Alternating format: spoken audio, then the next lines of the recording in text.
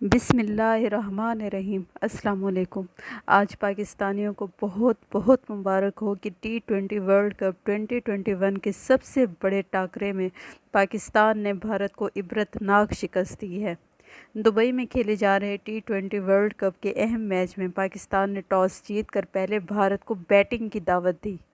अच्छा, इस मैच की डिटेल में जाने से पहले मैं आपको थोड़ा-सा बता दूं कि T20 वर्ल्ड कप का आगाज़ 2007 में हुआ था, जिसमें भारत ने 5 विकेटों से पाकिस्तान को शिकस्त देकर ट्रॉफ़ी अपने नाम कर ली थी।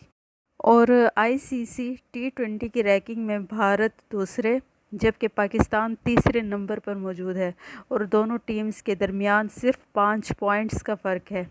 पाकिस्तान और भारत के दरमियान 8 T20 मुकाबले हुए हैं, जिनमें से कौमी टीम को सिर्फ एक मरतबा फ़तह हासिल हुई है। ताहम अगर T20 वर्ल्ड कप की बात की जाए तो दोनों हरीफ 5 मरतबा आमने सामने आए हैं और इसमें पाँचों मरतबा फ़तह भारत के हिस्से में आई है। अब मैं चलती हूँ इस मैच की तफसील की तरफ। इस मैच में भारत को तारीखी शिकस्त हासिल हुई है, क्योंकि इस मैच में भारत पाकिस्तान की एक विकेट भी नहीं गिरा सका है। रिवायत टूटी है और बाबर ने एक बार फिर कामयाबी हासिल की है और भारत को शिकस्त दी है। आपको पता है, जब ये मैच देख रही थी मैं तो मेरे जहन में 92 का मैच, 96 का मैच घूम रहा था। तो मैं ये सोच रही थी कि क्या मेरी ज़िंदगी में भी कभी मेरे बच्चे देखेंगे पाकिस्तान का मैच भारत से जीतते हुए, वर्ल्ड कप का मैच भारत से जीतते हुए देखेंगे बच्चे कभी। लेकिन अल्हम्दुलिल्लाह पाकिस्तान ने तारीख़ी फ़तह हासिल की है और चेयरमैन पीसीबी रामीज़ राजा ने भी ट्वीट किया है कि ये पहली और शानदार फ़तह है, लेकिन सफ़र अभी शुरू हुआ है। पूरी पाकिस्तानी कौम के लिए फ़ख्र के लम्हात हैं। लड़कों ने ये मौका दिया जिस पर उनका शुक्रगुज़ार हूँ। एनीवेज़, मैं अगली ख़बर पे जाने से पहले आप लोगों से यही कहूँगी कि हमारी कौम के बच्चे तो अब 1100 में से 1100 नंबर ले रहे हैं और हमारी कौम को ये टारगेट दे रहे हैं 152 का। ये तो कोई ख़ास बड़ा टारगेट था ही नहीं, जो कि मिनटों में हमारी क्रिकेट टीम ने पूरा कर लिया और माशाल्लाह माशाल्लाह से हमारी कोई एक विकेट भी नहीं गिरी। समटाइम्स मुझे लगता है कि खान साहब जो इतने दिन से कह रहे थे कि घबराना नहीं है, घबराना नहीं है, वो शायद आज के दिन के लिए कह रहे थे कि घबराना नहीं है। अच्छा, अब इस खुशी की खबर के बाद मैं आपको एक सच्चा वाक़या सुनाती हूँ। रिसेंटली हुआ और हमारे प्यारे मुल्क पाकिस्तान में हुआ। बिलीव मी, समटाइम्स मुझे ऐसे लगता है कि हमारे मुल्क पाकिस्तान में इंसानियत ख़त्म होती जा रही है और हैवानियत का अरूज होता जा रहा है। ये जो मैं आपको तस्वीर दिखा रही हूँ, ये मासूम बच्ची है, इसकी उम्र 13 साल है। मैंने इसकी तस्वीर ब्लर की हुई है क्योंकि मैं नहीं चाहती कि सामने आए। वैसे और मीडिया चैनल्स पर तो इसकी तस्वीर है, लेकिन मैं ख़ुद अपने चैनल पे इसकी तस्वीर नहीं सामने लाना चाहती। मेरा पर्पज़ आपको न्यूज़ देना है, जो कि मैं आपको दे रही हूँ। इस बच्ची को बहुत ही बेदर्दी से दरिंदगी का निशाना बना दिया गया। दरिंदगी का निशाना इस तरह से उस बेचारे को बनाया गया कि वो इस दुनिया में ही ना रही। मैं सोचती हूँ कि हमारे मुल्क के हुक्मरान क्या कर रहे हैं। उनको सिर्फ इक़्तिदार और पैसे से गर्ज़ है। उनके मुल्क की मासूम बच्ची को दरिंदगी का निशाना बना दिया गया, उससे ज़्यादती की गई और फिर उसके बाद उसे मार दिया गया, लेकिन कोई पूछने वाला नहीं है। इस लड़की का नाम किरण था। ये एक गांव में रहती थी। फिर ऐसा हुआ कि आज से 2 साल पहले इस बच्ची के वालिद की डेथ हो गई। तो इसकी वालदा इतनी फाइनेंशियली स्ट्रॉन्ग नहीं थी कि वो घर को संभाल सकती।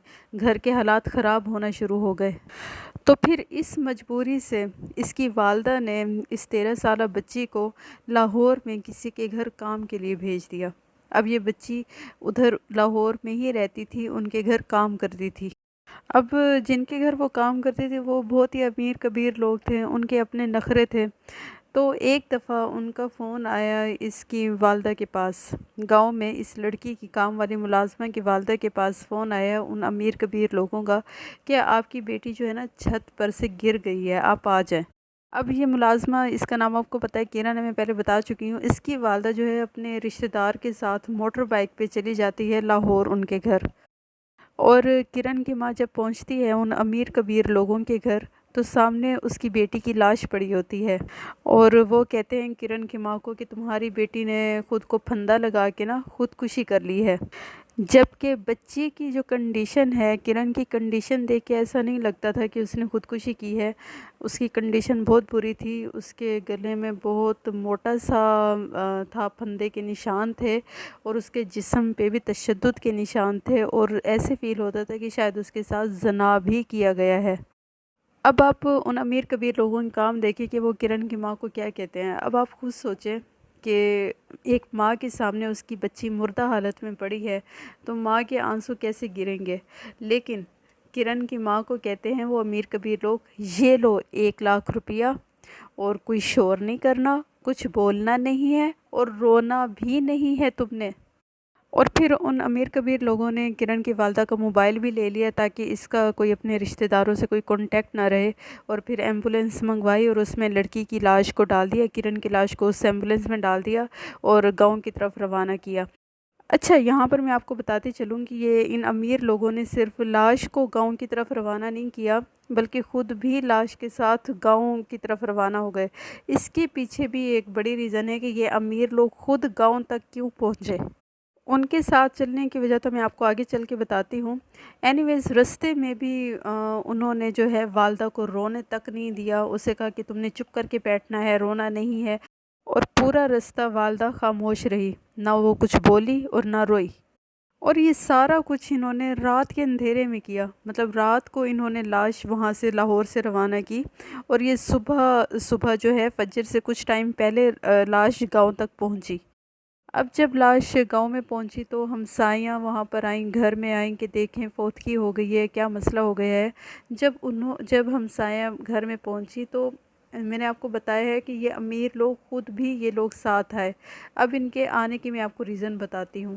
یہ امیر عورتیں جب ساتھ آئیں تو ان امیر عورتوں نے کوشش کی کہ ہمسائے وغیرہ جو ہیں لاش کو نہ دیکھ سکے، بلکہ نہ صرف یہ لوگ یہ چاہتے تھے کہ کوئی بھی لاش کو نہ دیکھے، یہ لوگ یہ بھی چاہتے تھے کہ نہلائیں گے بھی یہ ہم لوگ خود ہی، مطلب یہ لوگ کہہ رہے تھے کہ ہم لاہور والے خود ہی بچی کو نہلائیں گے، کوئی اور بچی کو نہ نہلائے۔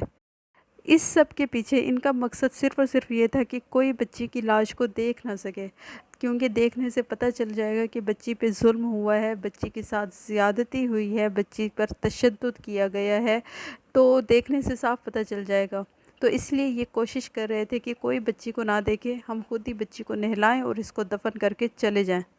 لیکن کچھ محلے کی سیانی عورتیں تھیں، تو انہوں نے جب یہ اتنا زیادہ انسسٹ کر رہی تھی کہ نہیں کوئی بھی نہ دیکھے بچی کی لاش کو، کوئی یہ نہ کرے، تو انہوں نے ذرا زور زبردستی کی پھر۔ تو ان سیانی عورتوں نے زور زبردستی کی اور کہا کہ آپ کیوں نہیں دیکھنے دے رہے ہمیں بچی کی لاش کو، ہماری بچی ہے، ہمارا اتنا حق نہیں ہے کہ ہم دیکھیں۔ تو پھر جب انہوں نے زبردستی کی اور پھر دیکھا تو پھر پتہ چلا کہ بچی پہ بہت زیادہ ظلم کیا گیا ہے، اس پہ تشدد کیا گیا ہے، اس کے ساتھ زنا کیا گیا ہے۔ اور پھر صرف زیادتی نہیں کی گئی، زیادتی کرنے کے بعد اس بچی کو انہوں نے مار دیا۔